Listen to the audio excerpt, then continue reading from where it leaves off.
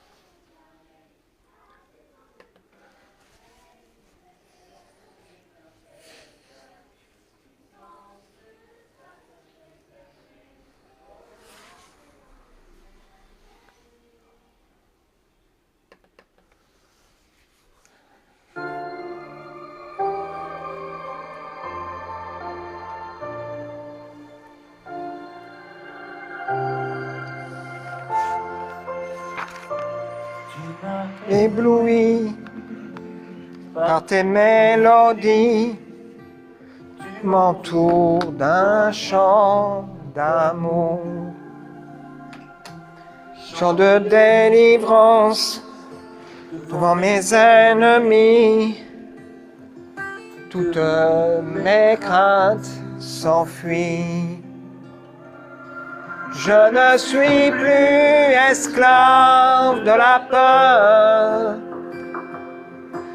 Je suis enfant de Dieu.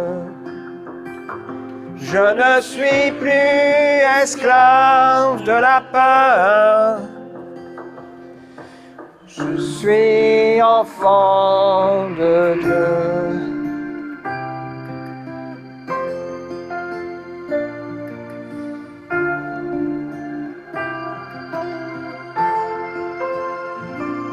Avant ma naissance, tu m'avais choisi, appelé par mon nom.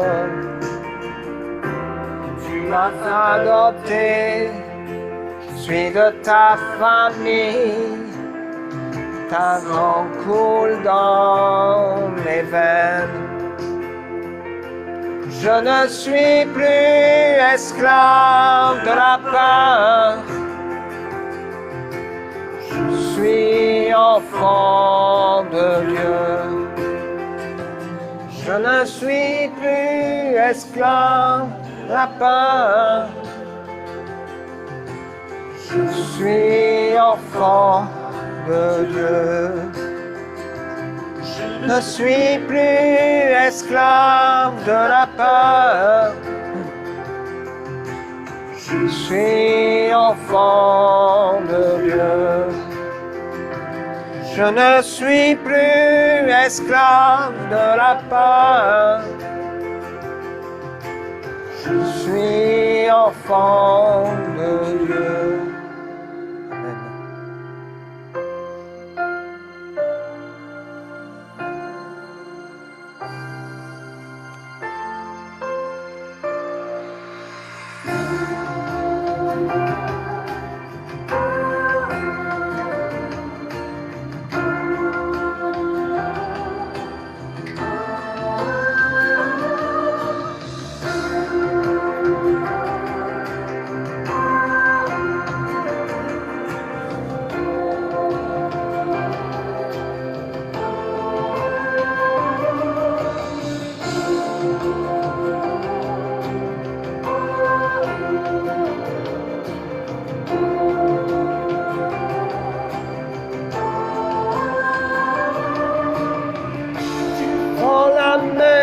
je peux la traverser. Mes peurs se noient dans ton amour.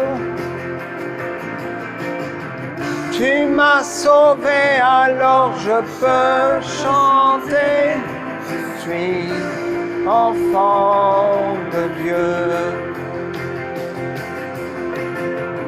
Tu fends la mer et je peux la traverser. Mes peurs se noient dans ton amour. Tu m'as sauvé, alors je peux chanter.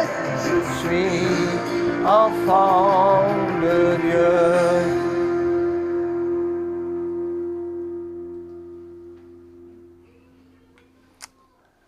Voilà. Amen.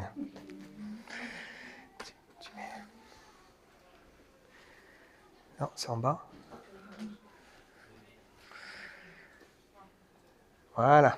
Merci. Donc c'est une journée un peu particulière hein, avec les foulées roses.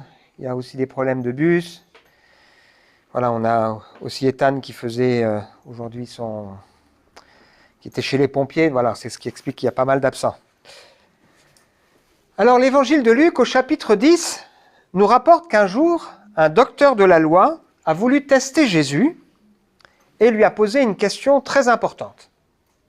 Maître, que dois-je faire pour hériter la vie éternelle? C'est intéressant parce que cet homme a bien compris qu'il est important de réfléchir à notre destinée éternelle tant que nous sommes sur terre. Il a aussi bien compris qu'il est nécessaire de se positionner individuellement et que ça ne peut pas être une question collective, mais que c'est bien quelque chose de personnel. Jésus va donc le renvoyer à la Bible, l'Ancien Testament, en lui disant « Qu'est-il écrit dans la loi? Qui lis-tu » Cet homme de répondre « Il est écrit, tu aimeras le Seigneur ton Dieu de tout ton cœur, de toute ton âme, de toute ta force, de toute ta pensée, et ton prochain comme toi-même. » Jésus ajoutera que cet homme a raison, il l'encouragera à faire cela et à vivre. Alors cet homme se rend bien compte que finalement ces deux commandements le dépassent. Et que personne ne peut honnêtement dire qu'il a toujours respecté un amour total pour Dieu et pour le prochain. Sauf si on réfléchit à qui est le prochain. Et c'est donc la question qu'il va poser à Jésus. Qui est mon prochain? C'est alors que Jésus va lui donner cette parabole bien connue qu'on appelle la parabole du bon samaritain. Il raconte l'histoire de cet homme qui descend de Jérusalem vers Jéricho, qui tombe au milieu des brigands qui vont le dépouiller, le rouer de coups et le laisser là à demi-mort. Cette scène pourrait nous paraître irréaliste. Quoique, aujourd'hui, combien de personnes vont d'un endroit à un autre et se trouvent roués de coups, battus et laissés à demi-mort? On voit bien que cette scène, elle est tout à fait contemporaine avec notre société d'aujourd'hui. Ce qui peut-être, il y a quelques années, une violence qui nous paraissait loin aux États-Unis, aujourd'hui on la trouve à nos portes, et en particulier avec les enfants et avec les jeunes. La violence peut s'exprimer par les armes, mais pas que. Nous sommes tous un peu comme cet homme blessé, roués parfois de coups par les uns et les autres, abusés même, ou laissés parfois là sur le trottoir. Et donc dans cette histoire, Jésus enchaîne en disant que 3 personnes vont passer fortuitement devant cet homme. Les 2 premiers, ce sont des gens religieux. Un pharisien, très exigeant, pointilleux, et un scribe, c'est-à-dire quelqu'un qui a une grande connaissance. Ils vont passer devant lui et ils vont faire comme s'ils ne le voyaient pas. Beaucoup de gens diraient, bon, ils n'ont rien fait de mal, ils n'ont pas voulu se mêler de cette affaire, peut-être ils avaient peur et autres. Mais Jésus est en train de nous faire réfléchir, est-ce que c'est normal que nous puissions passer à côté de personnes en souffrance et qu'on soit indifférents? Et puis il va passer devant cet homme un Samaritain. On sait que les Samaritains sont mal vus par les Juifs, ils sont considérés comme une race impure. Et donc ce Samaritain, lui, cet homme dont on ne fait aucun cas, un voyageur qui semble avoir quand même des choses à faire, sera touché dans son cœur, ému de compassion, va s'approcher de cet homme, va bander ses plaies, va mettre sur les plaies de cet homme de l'huile pour les apaiser, du vin pour les nettoyer. Puis il va mettre cet homme sur sa propre monture, lui laissant sa place. Puis il va l'amener jusqu'à une hôtellerie, il va en prendre soin encore jusqu'au soir. Et enfin, il le confiera à l'hôtelier en payant à l'avance pour plusieurs jours de soins et en ajoutant qu'il reviendra et si cet homme devait dépenser plus, il lui rendra à son retour. On comprend bien ici que ce Samaritain, l'homme qu'on méprise, qui pourtant lui est ému de compassion, fait beaucoup d'efforts et sacrifie des choses, c'est l'image de Jésus. Et Jésus va demander donc à cet homme religieux, à ton avis, lequel de ces trois était le prochain de celui qui est tombé au milieu des brigands? Et effectivement, c'est évident, cet homme répondra, c'est celui qui a exercé la miséricorde. Jésus d'ajouter, va, et toi, fais de même. Cette histoire fait écho avec les lectures que nous avons prises ensemble depuis le début de ce culte. En particulier, ce passage célèbre de la première lettre aux Corinthiens au chapitre 13. Si je devais parler la langue des hommes, des anges, si je n'ai pas l'amour, je ne suis rien. Je suis comme une trompette qui fait du bruit, une cymbale bruyante, mais ça sonne creux. Si j'ai toute la pensée de Dieu, si j'ai la connaissance de tous les mystères, ou on pourrait dire si j'ai réponse à tout, toute la connaissance, supposons même que j'ai dans sa plénitude toute la foi jusqu'à transporter des montagnes, si je n'ai pas l'amour, je ne suis rien.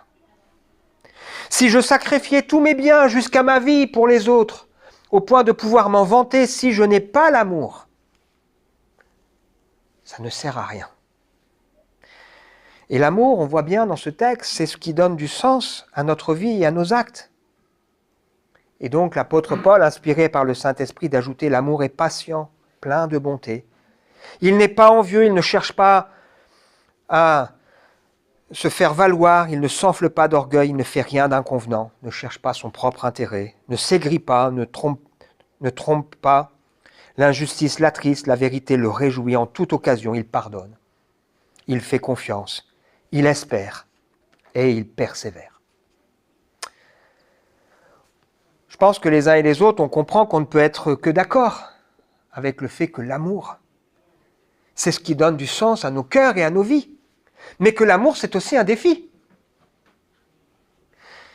Et on comprend aussi que l'amour, finalement, c'est un don que Dieu fait. Dans la première lettre de Jean, nous sommes au chapitre 4, nous sommes invités comme des bien-aimés, c'est-à-dire des gens qui sont aimés, à aimer en retour. Parce que l'amour est de Dieu et quiconque aime est né de Dieu et connaît Dieu. Jean d'ajouter, celui qui n'aime pas n'a pas connu Dieu, parce que Dieu est amour. L'amour de Dieu a été manifesté envers nous dans le fait que Dieu a envoyé pour nous son Fils unique, afin que nous vivions par lui. Cet amour consiste non point en ce que nous avons aimé Dieu, mais en ce qu'il nous a aimés et a envoyé son Fils comme une victime expiatoire pour nos péchés, bien-aimés. Si Dieu nous a ainsi aimés, nous devons aussi nous aimer les uns les autres. Personne n'a jamais vu Dieu. Si nous nous aimons les uns les autres, Dieu demeure en nous et son amour est parfait en nous. C'est ce qu'on appelle la loi royale, tu aimeras ton prochain comme toi-même. Voilà qui nous amène au sujet de ce matin. Depuis plusieurs semaines, nous partageons une réflexion autour du bonheur ou de la joie, mais le bonheur et la joie, ça va un peu ensemble quand même. On le fait à travers ce que j'ai appelé l'hymne à la joie, cette lettre que Paul écrit aux Philippiens. Des gens qui s'inquiètent parce qu'ils aiment Paul et ils se disent « mais Paul, il traverse des moments compliqués et difficiles, alors ils envoient quelqu'un avec des dons pour Paul et ils s'inquiètent du sort de Paul et Paul leur répond c'est ce qu'on a appelé l'hymne à la joie, parce qu'il dit, mais je vais très bien et je vous encourage à vous réjouir dans le Seigneur. Quelque part, Paul dit, malgré mon épreuve, je suis plus que motivé que jamais. Et je me réjouis dans le Seigneur. Et donc, la semaine dernière, nous avons réfléchi ensemble à l'idée qu'on peut se réjouir d'être engagé dans un grand projet. Beaucoup de gens n'ont pas de sens à leur vie. Mais nous, le salut, ça donne aussi du sens à chacune de nos actions. Nous sommes engagés dans un projet, le projet de Dieu pour le salut des hommes et des femmes. Ça devrait réjouir nos cœurs. Dieu nous fait confiance, nous sommes des ambassadeurs pour partager sa gloire, et ça doit nous aider à nous accrocher malgré les difficultés ou malgré les contrariétés. Parce que c'est vrai que la vie de foi n'est pas facile. Je disais à Stéphane, la Bible ne parle pas de la promenade de la foi, mais elle parle du combat de la foi, c'est vrai. La foi, il y a un combat pour avancer par la grâce de Dieu. Et donc, on a invité à considérer ensemble l'exemple de Jésus et à ne pas gâcher notre vie et notre temps en faisant fructifier notre salut. Le titre que je vous propose ce matin, « Connais-tu la joie d'aimer et de se réjouir pour les autres ?» Connais-tu la joie d'aimer et de se réjouir pour les autres? Avec ce verset, partagez la joie de ceux qui sont dans la joie, les larmes de ceux qui pleurent. Il me semble que, honnêtement, nous ne pouvons être que d'accord. Il est impossible d'être heureux si on n'aime pas les autres. C'est impossible. C'est impossible d'être heureux si on vit en égoïste ou si on est rempli d'orgueil, si sans cesse on est plein de rivalité, si on a sans cesse peur de perdre sa place. C'est impossible. Mais on comprend aussi que pour déborder d'amour et être heureux, se réjouir sincèrement pour les autres, ça n'est pas possible si on ne s'intéresse pas à eux. Ça n'est pas possible si on ne les aime pas. Comment voulez-vous vous réjouir pour quelqu'un qui a une bénédiction, pour quelqu'un qui vient de réussir quelque chose si vous n'avez pas d'amour pour lui? Vous allez peut-être par politesse lui dire félicitations. Mais si au contraire vous êtes animé d'amour, alors vous allez aller voir cette personne, et vous allez dire merveille, je suis réjoui de ce qui t'arrive, merci Seigneur. Et ça prendra encore plus de sens si on peut dire merveille, j'ai prié pour toi. Le Seigneur t'a béni et quelque part il m'a béni aussi parce qu'il a exaucé ma prière. Vous êtes d'accord avec ça? Quelle joie! Quelle joie quand on déborde de ça. Alors, ce verset, il est fort, je trouve. Partagez la joie de ceux qui sont dans la joie, les larmes de ceux qui pleurent. Qu'est-ce qui est le plus facile? Peut-être on a le sentiment que c'est plus facile de partager les larmes de ceux qui pleurent. Quand quelqu'un est éprouvé, évidemment, et qu'on voit cette personne effondrée en larmes, j'imagine que sauf à moins d'être insensible, on est quand même touché.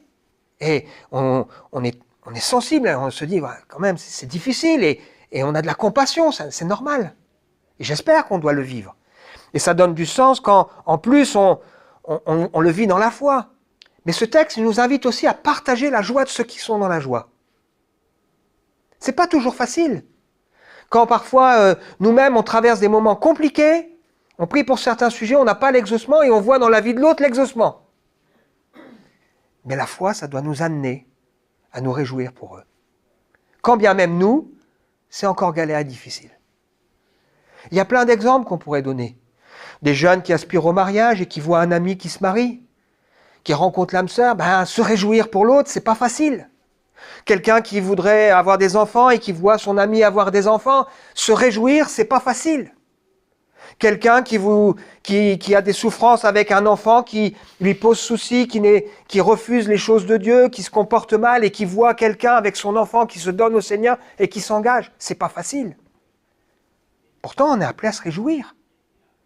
Se réjouir avec nos frères et sœurs.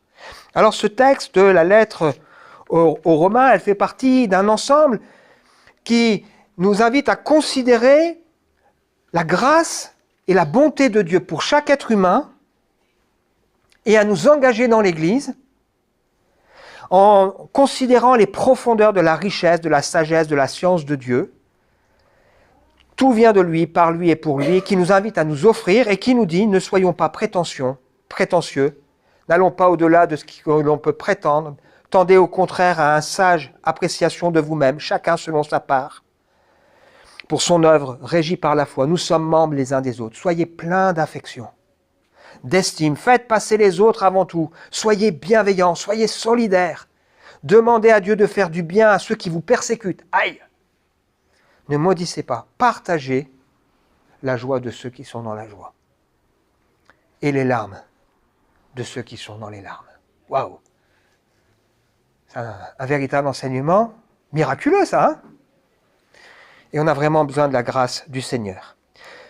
On va relire un tout petit peu le contexte avant de considérer ensemble 2 exemples d'hommes qui doivent nous faire réfléchir, que Paul nous laisse pour nous montrer ce que c'est que la joie d'aimer, de se réjouir pour les autres. Le contexte, c'est ce qu'on a vu la semaine dernière. Mes chers amis, vous avez toujours été obéissants, faites donc fructifier votre salut, avec crainte et respect. Non seulement quand je suis présent, mais bien plus maintenant que je suis absent. Car c'est Dieu lui-même qui agit en vous pour produire à la fois le vouloir et le faire, conformément à son projet plein d'amour. Vous réalisez ça? Dieu crée en nous des choses qui sont conformes à son projet plein d'amour. C'est ce qui guide le cœur du Seigneur pour nous. Faites tout sans vous plaindre, sans discuter, pour être irréprochables et purs.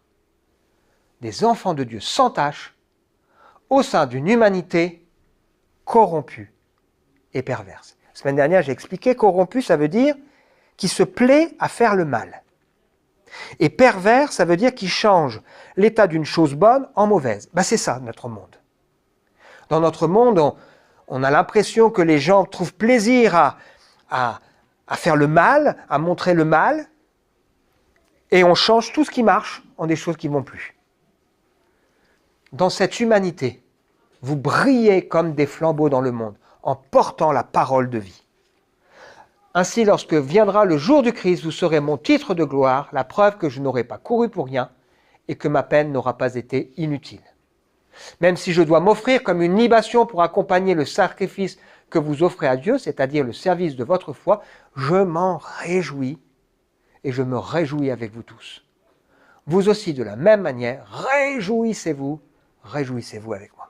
Ça, c'est ce qu'on a vu la semaine dernière. Et puis là, on va considérer ensemble 2 exemples de personnages qui vivent la joie d'aimer, de se réjouir pour les autres. Le premier, c'est Timothée. Et le deuxième, c'est Épaphrodite. Épaphrodite, c'est un grand inconnu dans la Bible, à part dans ce passage. Qu'est-ce qu'il nous est dit sur d'abord Timothée? J'espère, en comptant sur le Seigneur Jésus, vous envoyer bientôt Timothée pour être moi-même encouragé par les nouvelles qu'il me donnera de vous. Il n'y a personne ici en dehors de lui pour partager mes sentiments et se soucier sincèrement de ce qui vous concerne. Tous ne s'intéressent qu'à leurs propres affaires, et non à la cause de Jésus-Christ. Mais vous savez que Timothée a fait ses preuves. Comme un enfant aux côtés de son père, il s'est consacré avec moi au service de l'Évangile. C'est donc lui que j'espère pouvoir vous envoyer dès que je verrai quelle tournure prennent les événements pour moi. J'ai cette confiance dans le Seigneur que je viendrai bientôt moi-même chez vous. Amen. Quand on considère ce que la Bible nous dit, elle nous a invités à regarder à l'exemple de Jésus. Qui n'a pas retenu sa position divine, mais qui s'est dépouillé, qui s'est fait un simple homme et qui est venu nous chercher au plus profond de notre humanité, perverse et corrompue. Waouh! L'exemple de Jésus doit nous inspirer. Mais évidemment, Jésus, c'est Jésus. Et quand on pense à Jésus, on peut se dire, C'est le modèle par excellence. Juste après, il est l'exemple de Paul. Mais on peut dire que Paul, c'est quand même un homme qui est loin devant nous. C'est quelqu'un qui peut dire « je suis heureux quel que soit ce qui m'arrive ». Honnêtement, qui peut dire ça aujourd'hui? Il dit ça parce qu'il a appris. Donc c'est un homme qui a une expérience de la foi et de la vie qui est un modèle. J'ai appris à être heureux quel que soit l'état où je me trouve. Et donc il est important pour nous des fois de descendre un petit peu et de se dire on va considérer des exemples de personnages qui sont peut-être un peu plus accessibles. Timothée. Je suis sûr que certains qui ont déjà lu la Bible, qui connaissent, n'auront pas de mal à dire et à souligner des points de faiblesse dans la vie de Timothée. Allez, qui c'est qui peut me dire un point de faiblesse dans la vie de Timothée? Sa jeunesse. On va dire à Timothée, Paul va lui dire que personne ne méprise ta jeunesse. Ça veut dire que sans doute Timothée, il avait cette difficulté, il y avait des gens qui remettaient en cause son autorité, et que Paul va lui rappeler, Timothée, ton autorité, elle vient du Seigneur. Alors que personne ne te méprise. Parce que ce que tu es, ce que tu fais, c'est au nom du Seigneur que tu le fais. Ouais, sa jeunesse. Et puis il avait quelque chose au ventre. Qui c'est? Timothée. Il avait quoi? Il avait des indispositions, donc Paul va lui dire, il était fragile. Fais usage d'un peu de vin à cause de tes fréquentes indispositions, ou on pourrait dire à cause de tes fréquents malaises. Donc il semble que Timothée avait une santé fragile. On sait aussi que Timothée était probablement quelqu'un de relativement timide. Et à un moment donné, dans son ministère, il a eu besoin que le Seigneur l'encourage. Et Paul va dire à Timothée, écoute, ranime la flamme. Hein. Peut-être ce matin, on a besoin d'entendre ça aussi. Ranime la flamme. Le Seigneur ne t'a pas donné un esprit de timidité, mais son esprit te remplit de force, d'amour et de sagesse. Alors, n'aie pas honte du témoignage. Ça veut dire que Timothée, peut-être que par moments, c'est pas simple, quoi. Et puis Timothée, il a vécu sa foi dans un contexte qui n'était pas toujours facile. Le Seigneur va lui dire à travers la bouche de Paul, fortifie-toi dans la grâce, souffre avec moi comme un bon soldat de Jésus-Christ. Et puis on sait que Timothée, il avait autour de lui, il a souvent été envoyé dans des églises en difficulté. Et Paul va lui dire, écoute, te laisse pas entraîner, repousse les discussions folles et inutiles. Et elles font naître des querelles et il ne faut pas que tu rentres dans les querelles. Il y a des gens, c'est des champions, hein. Dès qu'ils voient une personne, paf, il faut qu'ils aillent sur des sujets à polémique pour susciter des querelles. Et ça existe chez les chrétiens, hein, ça. Et Paul, il dira à Timothée, non, mais rentre pas là-dedans, rentre pas là-dedans. Alors Timothée, il a des fragilités, mais Timothée, waouh, quelle leçon il a à nous donner. Malgré ses fragilités, il a des leçons à nous donner parce qu'il a une joie profonde, il aime les autres. Et c'est important pour nous de le considérer. Donc si on regarde l'histoire de Timothée, c'est un habitant de Lystre. Il est né dans une famille où il y avait sa mère qui était juive et son père qui était grec. Ce qui fait qu'il n'a pas été circoncis enfant. Ça ne devait pas être simple, ça déjà. Hein. Sa grand-mère avait une foi aussi, elle connaissait les Écritures. Et on sait qu'il s'est probablement converti sous le ministère de Paul, puisque Paul dit « c'est mon enfant bien-aimé ». Et il sait que sa mère et sa grand-mère l'ont précédé aussi dans la foi. Et dès qu'il s'est engagé dans la foi, dans son église locale, on rendait de lui un bon témoignage. Et donc Paul va le prendre avec lui pour son deuxième voyage missionnaire. Et donc il va devenir, aux côtés de Paul, un collaborateur de premier choix, quelqu'un en qui il a une absolue confiance. Au moment où on lit le texte ici, Paul se trouve à Rome. Il est emprisonné en résidence surveillée. Il est enchaîné à un garde toute la journée, on l'a déjà vu, et il vit dans sa maison, donc il n'y avait pas les bracelets électroniques comme aujourd'hui, à la place c'était un garde. Et Paul, il doit payer bien sûr pour son logement et autres. Et là, on a donc les gens de Philippe qui ont à cœur, qui aiment Paul, qui envoient à Paul de l'argent pour soutenir son œuvre. Et il l'envoie à travers un homme qui s'appelle Épaphrodite, celui qu'on va lire l'histoire juste après. Et Paul, donc, dans cette résidence surveillée, il a une certaine liberté. Et il reçoit régulièrement des hommes et des femmes, des chrétiens, et il partage l'évangile. Et c'est aussi grâce à ce temps en prison qu'il va rédiger bon nombre de textes du Nouveau Testament.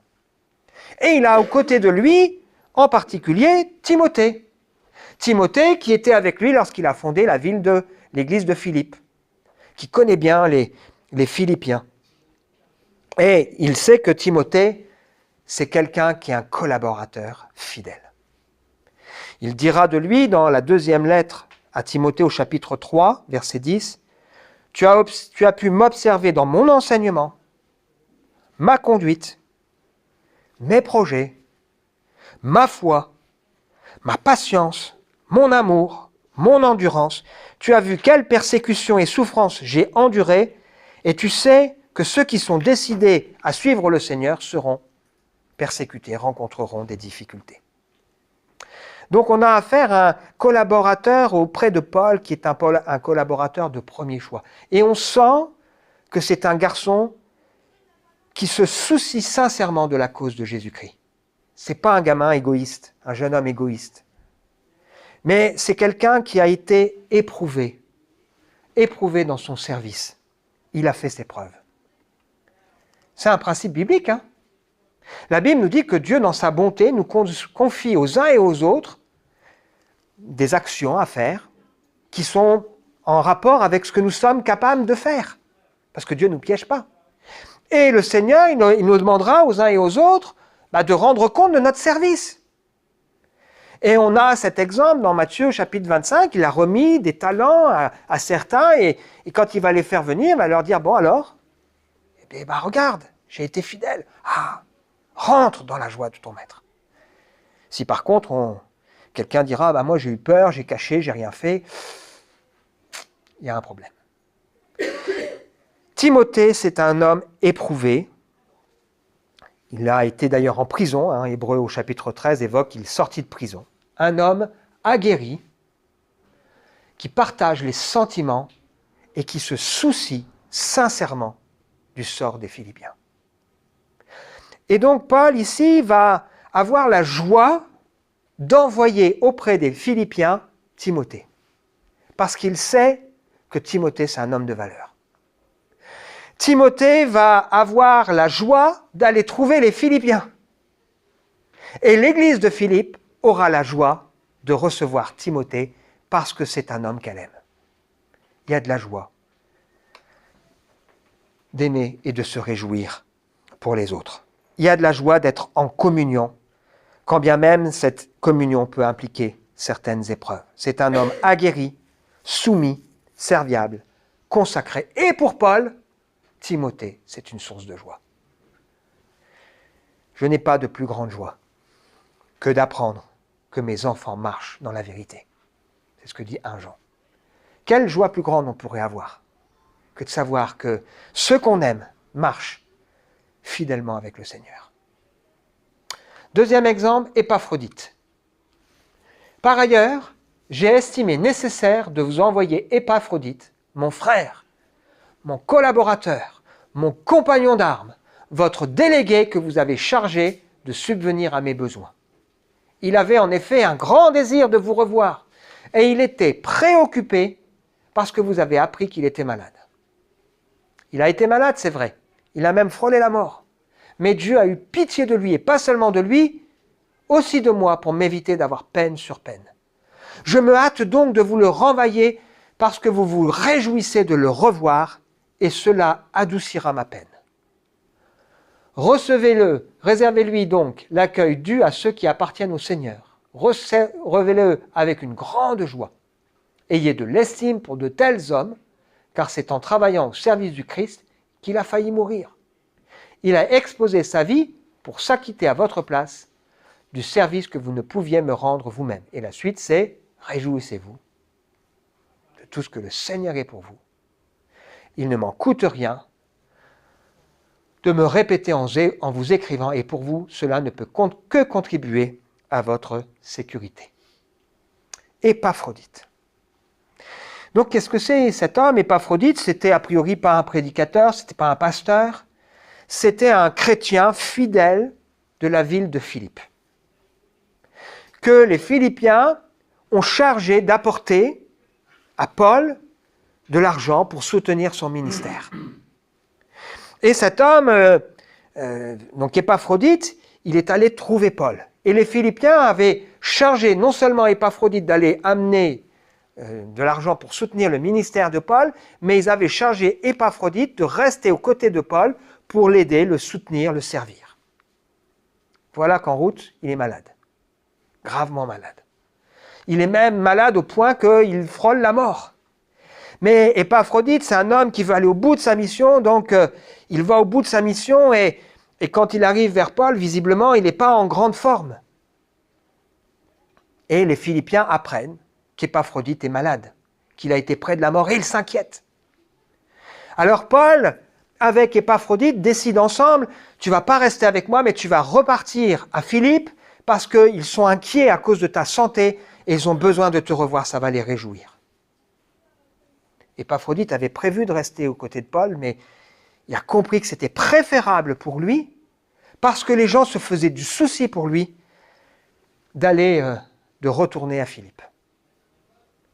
Quel exemple! Paul parle de lui comme d'un frère. On ne sait rien de son histoire, de sa famille, de sa conversion, de ses origines.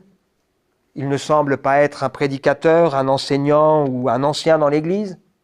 On sait juste que Paul voit en lui un frère, un collaborateur, c'est-à-dire un compagnon d'œuvre, quelqu'un qui est engagé à ses côtés. Ça fait partie de ces gens, quand on a un besoin, il est présent. Sachons apprécier. Quand dans l'Église, il y a des hommes et des femmes qui, quand on a un besoin, disent « moi je suis d'accord, je suis présent ». C'est un compagnon d'armes. Ça veut dire que c'est quelqu'un qui, pour Paul, c'est pas simplement quelqu'un qui fait des choses, mais c'est quelqu'un qui est engagé aux côtés de Paul dans le combat de la foi. Ça veut dire que c'est un homme qui prie. C'est un homme qui vit l'Évangile. C'est un homme qui témoigne de l'Évangile. Qu'est-ce que c'est précieux dans une église?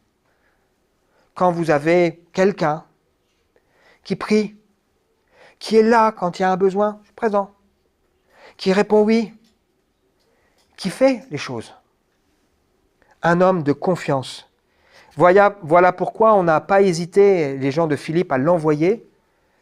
Et voilà pourquoi Paul savait combien il était précieux aussi pour eux. Et donc, ce qui embête cet homme Épaphrodite, il se fait du souci parce que les autres ont du souci pour lui. C'est intéressant ça. Il se fait du souci parce que les autres ont du souci pour lui. Et parce qu'il se fait du souci parce que les autres ont du souci, il n'a qu'une hâte, c'est de les rassurer. Il y a des fois, des gens, ils vivent leur truc dans leur coin, ils ne se rendent pas compte que quand ils vont bien, quand ils vont pas bien, on se fait du souci pour eux, et ils vont pas bien. Hein. Mais là, lui, il va pas bien, et quand il va pas bien, il pense encore aux autres. Il aime profondément les frères et sœurs. Paul, en se séparant de lui, va perdre quelque chose. Mais il préfère perdre ce compagnon qui est là, qui le soutient, parce qu'il sait que ça va réjouir et encourager les Philippiens. Waouh! C'est important de se dire parfois, il faut presque accepter de perdre des choses parce qu'on sait que ça va faire plaisir. Quand on a été avec Savinia la semaine dernière à Cours, là, en Suisse, pour l'Assemblée générale de notre association d'église, Savinia m'a fait la remarque, on parle beaucoup d'Épinal. C'est vrai. Pendant longtemps, on n'en a pas parlé. Aujourd'hui, on en parle. On a des frères et sœurs qui soutiennent, on a notre association qui nous soutient. Ben, ça doit nous réjouir. Et les gens se réjouissent de se dire, il y a des personnes qui viennent au Seigneur. Il y a des projets dans cette église où on sait que ça a été compliqué et difficile. Parce qu'ils nous aiment. Et quand on aime, on se réjouit. Sachons apprécier les engagements fidèles, même ceux qui sont dans l'ombre. Avec ce principe, nous serons jugés sur notre fidélité. Dieu a donc béni Épaphras, l'a relevé dans sa santé. Donc on voit ici que Paul savait très bien qu'il aurait pu mourir. Et en relevant Épaphras, il a encouragé aussi Paul. On raconte qu'en 252, la ville de Carthage, sur la côte méditerranéenne d'Afrique du Nord, a été frappée par une grave épidémie. Les gens qui habitaient cette ville de Carthage redoutaient tellement la contagion qu'ils ne voulaient plus s'occuper des malades ni des morts. Et l'évêque, donc on est au IIIe siècle, Cyprien, va mobiliser les chrétiens à assurer cette tâche de s'occuper des malades et de s'occuper d'enterrer les morts. Ça a été un témoignage qui a permis à ses voisins hostiles à l'évangile de se tourner vers le Seigneur, parce qu'ils ont aimé les autres. Conclusion, partagez la joie de ceux qui sont dans la joie et les larmes de ceux qui pleurent. Et encore une fois, on peut partager la joie quand une personne nous dit, tu sais, j'ai été béni, ouais. Donc on peut se réjouir. Mais ça prend encore plus de sens quand on peut dire, ben moi aussi j'ai été béni à travers toi, parce que j'ai prié. Et comme le Seigneur t'a béni, ben il me bénit aussi. Et les larmes de ceux qui pleurent. Personne ne peut être joyeux et heureux s'il n'a pas d'amour dans le cœur. C'est impossible. Imaginez quelqu'un que vous voyez qui est heureux. Vous l'imaginez grincheux, à toujours avoir peur, à ne pas s'intéresser aux autres, égoïste dans son coin, à vouloir toujours être le premier. Ça ne marche pas. Si quelqu'un a de tels sentiments, ben, il ne peut pas être heureux parce qu'il voit toujours les autres comme des rivaux. Ou alors il a toujours l'impression que les autres ne font pas ce qu'ils doivent faire, que ne s'intéressent pas à lui, ne les regardent pas. Il ne peut pas être heureux. On peut être heureux quand on aime. Et on peut aimer quand on réalise qu'on est aimé de Dieu. Et quand le Seigneur met son amour dans notre cœur. C'est pour ça que la Bible nous parle et nous dit que le fruit de l'Esprit, c'est d'abord l'amour, la joie, la paix. Et on a besoin que ce soit Dieu qui produise ça en nous, qui nous apprenne à aimer. Personne ne peut être heureux s'il est égoïste et orgueilleux. Ça, c'est quelque chose qui ne marche pas. La foi, c'est être bouleversé, touché par le Dieu d'amour, saisi par le sacrifice et la vie de Jésus, façonné par le Saint-Esprit, pour apprendre à aimer en retour. Et il y a dans cette pensée le Père, le Fils et le Saint-Esprit. Le Père qui nous aime au point qu'il accepte d'envoyer une partie de lui-même, son propre Fils. Jésus qui nous aime au point qu'il se dépouille pour se mettre plus bas que terre, qui nous donne un exemple de service en lavant les pieds de ses disciples, qui meurt sur la croix. Et puis on ne peut pas être transformé si on n'est pas façonné par le Saint-Esprit dans notre cœur. Je lis ce texte du livre des Actes, chapitre 20 pour terminer. Le contexte, c'est Paul qui reçoit les anciens de la ville d'Éphèse. Et il évoque qu'il sait qu'il ne les reverra plus parce qu'il a conscience qu'il mourra à cause de sa foi. Et il encouragera les responsables de cette ville d'Éphèse à tenir bon en leur rappelant qu'après son départ, il y aura des gens qui viendront et qui jetteront le trouble dans les églises. Des loups ravisseurs. Ça arrive. Que des gens jettent le trouble avec des enseignements qui ne sont pas les enseignements bibliques. Et Paul va leur dire ceci, « Je vous ai montré de toute manière que c'est en travaillant qu'il faut soutenir les faibles et se rappeler les paroles du Seigneur qui a dit lui-même, il y a plus de bonheur à donner qu'à recevoir. » Il y a plus de bonheur à donner qu'à recevoir. Que le Seigneur nous aide à connaître cette joie d'aimer les autres, de se réjouir pour les autres, d'être un soutien pour les autres, un encouragement pour les autres, une bénédiction pour les autres, d'être peut-être un appui pour celui qui en a besoin. Que le Seigneur nous accorde cette grâce et ce bonheur. On veut prier ensemble? Justement, la Bible nous dit que après avoir ainsi parlé, Paul s'est mis à genoux, il a prié avec eux tous. C'est ce qu'on veut faire ensemble. Seigneur, merci pour ta parole que nous avons partagée ensemble ce matin. Cette parole qui nous interpelle, qui nous fait réfléchir, qui nous rappelle aussi qu'on ne peut pas être heureux si dans nos cœurs on est aigri, si dans nos cœurs il y a de la colère, mais qu'on est heureux si on apprend aussi à se réjouir pour les autres, à se mettre au service des autres, si on se dépouille de notre orgueil, de notre égoïsme pour regarder à toi, l'exemple parfait. Il y a plus de bonheur à donner qu'à recevoir, c'est vrai Seigneur, mais quand nos cœurs ne sont pas touchés par toi, c'est compliqué et difficile. Aie pitié de nous Seigneur. Et on prie pour que dans l'Église aussi on soit capable de reconnaître ceux qui s'investissent fidèlement, qui s'engagent pour toi, qui sont là, qui répondent présents, qui répondent oui. Merci Seigneur pour ta bonté, pour ta fidélité. Amen.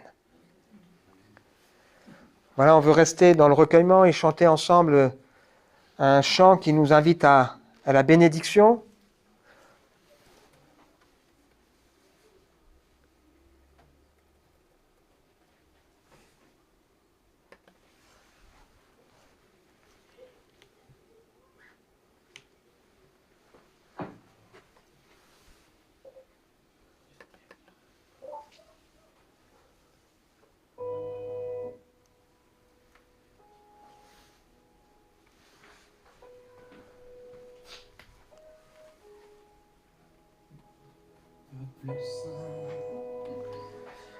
Béni du Très-Haut, sois sans crainte, demeure dans son repos. Lui qui a fait jaillir les eaux de la pierre est toujours le même. Ton espoir et ta force, c'est dans l'Éternel.